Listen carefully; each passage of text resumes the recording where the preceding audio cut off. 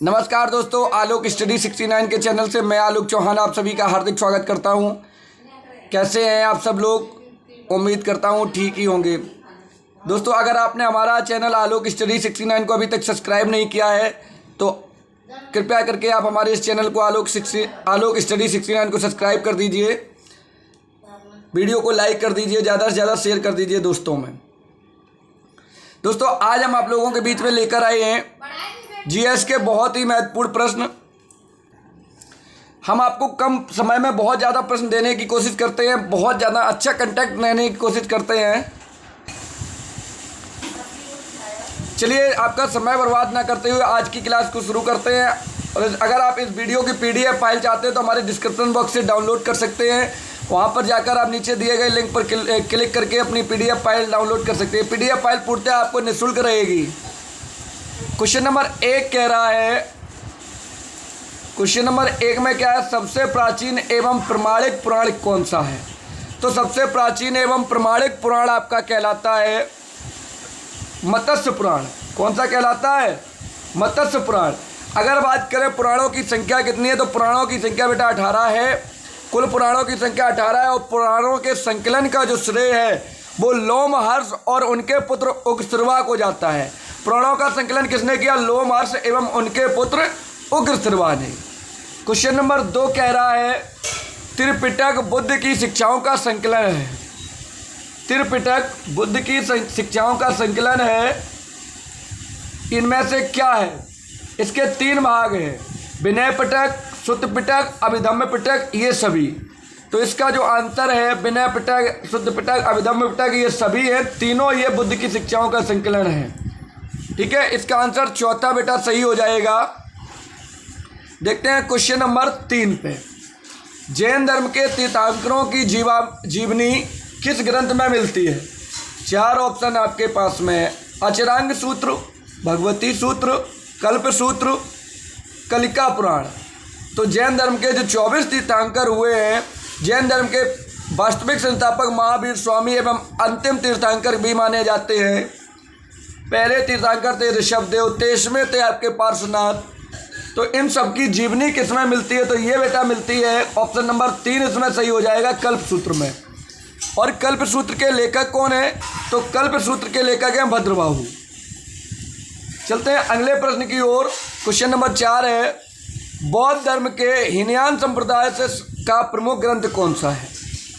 बौद्ध धर्म के महात्मा बुद्ध की मृत्यु के बाद यानी चौथी बौद्ध संगीति के बाद बौद्ध धर्म 2 भागों में बट गया था, हीनयान और महायान। तो हीनयान संप्रदाय का प्रमुख ग्रंथ कौन सा माना जाता है? ऑप्शन में है ललित विस्तार,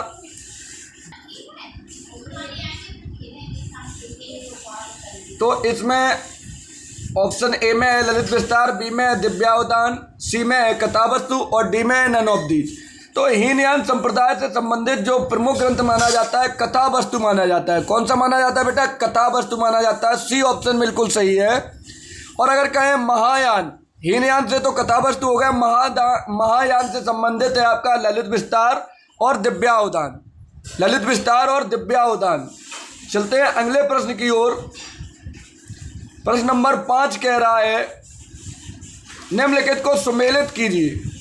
इनको सुमेलित करना है, थोड़ा और ऊपर कर लेते हैं। अब आपको चारों ऑप्शन दिख रहे हैं, सुमेलित करना है इनको। रामचरित के लेखक कौन है? तो रामचरित के लेखक बेटा संध्याकर नंदी जी हैं। और रामचरित ये पटना के राम है, इनका चरित्र चित्रण किया गया पटना के राजा राम का। तो रामचरित के लेखक कौन है? संध्याकर नंदी। एक का आपका चौथा हो जाएगा। उसके बाद उत्तर रामचरितम जो है भवभूति के द्वारा लिखा गया है। कथा सरित सागर सोमदेव के द्वारा लिखा गया है। और जो मृच्छकटकम है इसके लेखक है शूद्रक। तो मिला लीजिए, इसका ऑप्शन आपका तीसरा सही हो जाएगा। बिल्कुल सही आंसर इसका तीसरा हो जाएगा बेटा। रामचरित के लेखक संध्याकर नंदी हैं, उत्तर रामचरित के भवभूति हैं, कथा सरित सागर के सोमदेव हैं, मृच्छकटकम के शूद्रक हैं। क्वेश्चन नंबर 6 की ओर चलते हैं। क्वेश्चन नंबर 6 कह रहा है, निम्नलिखित में से कौन सा यात्री चीनी यात्री नहीं है? Ibn Battuta, फायान, Xuanzang, Itsing.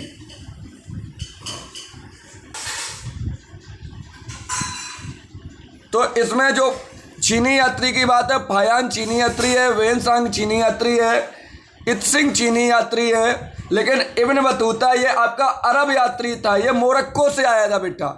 Ibn Battuta अरब यात्री था, ये मोरक्को से आया था।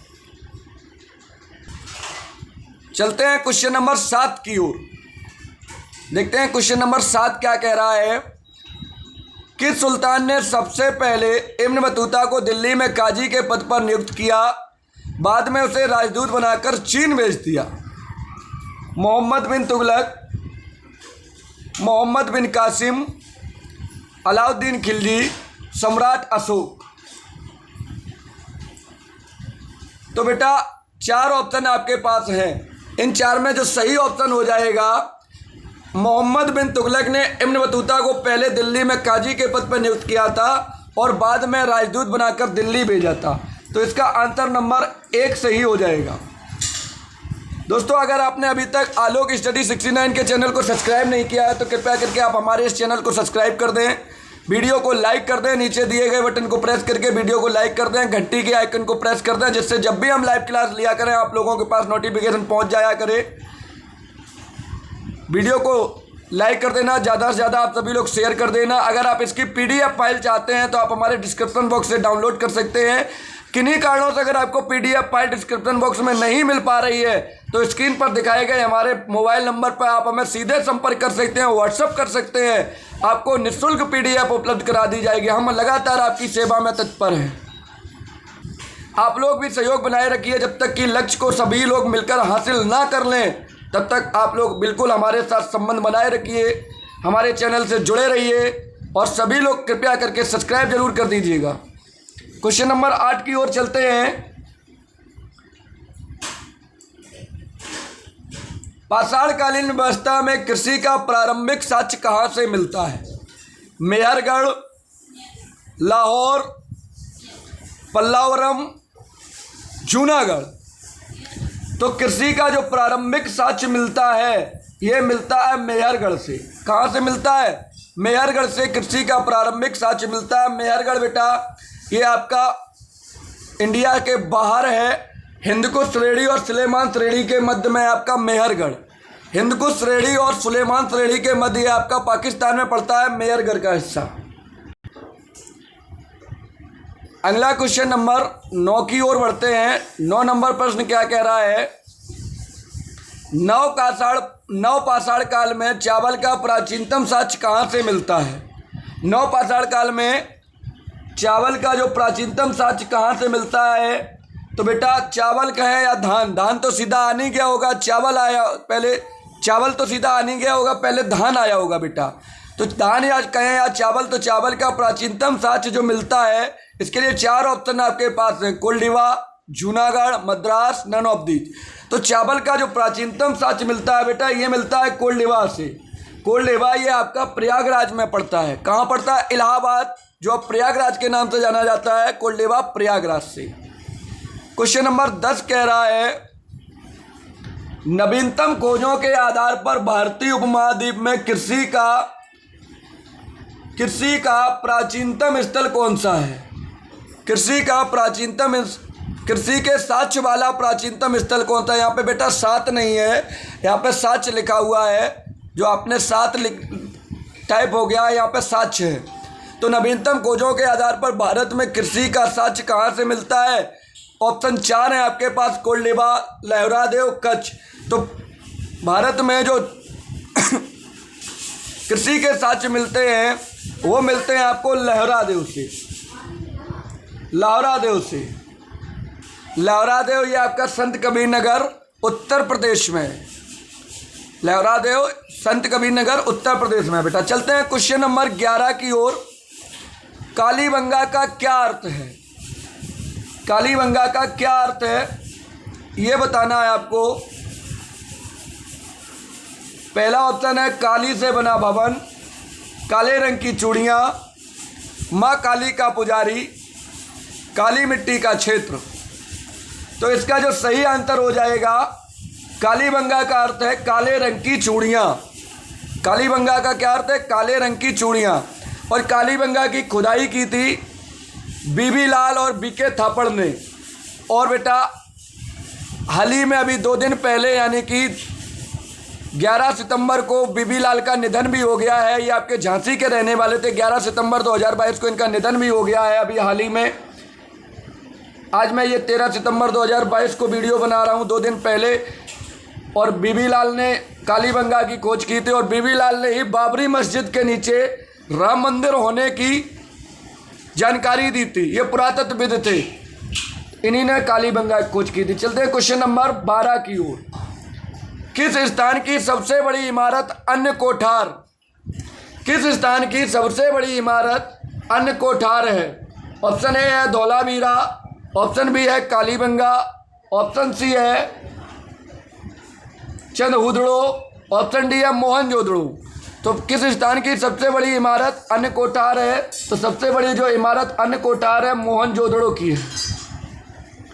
अंतिम प्रश्न है आज की क्लास के लिए। उससे पहले आपको बता दें, अगर आपने हमारे चैनल आलोक स्टडी 69 को सब्सक्राइब नहीं किया है, कृपया करके आप हमारे चैनल को सब्सक्राइब कर देना, वीडियो को लाइक कर देना, ज़्यादा से ज़्यादा शेयर कर देना दोस्तों में।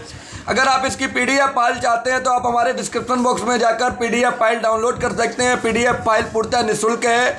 अगर आपको PDF फाइल नहीं मिल पा रही है तो स्क्रीन पर दिखाए गए नंबर पर आप हमें संपर्क कर सकते हैं, आप हमें व्हाट्सअप कर सकते हैं, कॉल या मैसेज कर सकते हैं। आपको तुरंत PDF फाइल उपलब्ध करा दी जाएगी। चलिए क्वेश्चन नंबर 13 देख लेते हैं। थोड़ा छोटा कर लेते हैं, स्क्रीन पे आपको नहीं दिख रहा होगा, आप दिखाई दे रहा होगा। कालीबंगा, कालीबंगा से आपको क्या मिला है? चंदहुदड़ो से क्या मिला है? लोथल एवं रंगपुर से क्या मिला है? हड़प्पा से क्या मिला है? तो इन सब चीज़ों के लिए ऑप्शन सामने दिए गए हैं। तो बेटा इसका जो है कालीबंगा, कालीबंगा से अलंकृत ईंट एवं नाली मिली है, पहले का पहला ही सही है। चंदहुदड़ो, चंदहुदड़ो से बकराकार ईंट मिली है, बी का चौथा सही है। लोथल एवं रंगपुर से धान की भूसी मिली हुई है, लोथल एवं रंगपुर से धान की भूसी मिली हुई है, सी का दूसरा सही है। हड़प्पा से मिला है RH 37 कब्रिस्तान, RH 37 कब्रिस्तान मिला हुआ है हड़प्पा से। तो इसका ऑप्शन जो है आपका दूसरा सही हो जाएगा बेटा। दूसरा ऑप्शन बिल्कुल सही है। क्वेश्चन नंबर 13 का दूसरा ऑप्शन बिल्कुल सही है। तो अगर आपने हमारे चैनल को सब्सक्राइब नहीं किया तो आप कृपया करके आलोक स्टडी 69 को सब्सक्राइब कर देना, वीडियो को लाइक कर देना, ज़्यादा से ज़्यादा शेयर कर देना। इस वीडियो की PDF फाइल आपको डिस्क्रिप्शन बॉक्स में मिल जाएगी। किन्हीं कारणों से नहीं मिलती है तो स्क्रीन पर दिखाए गए नंबर पर आप हमें संपर्क कर सकते हैं, मैसेज कर सकते हैं, कॉल कर सकते हैं, सीधे आपको PDF फाइल उपलब्ध करा दी जाएगी। मिलेंगे आपको अगले वीडियो में बहुत जल्द। तब तक के लिए सभी को जय हिंद, वंदे मातरम, नमस्कार।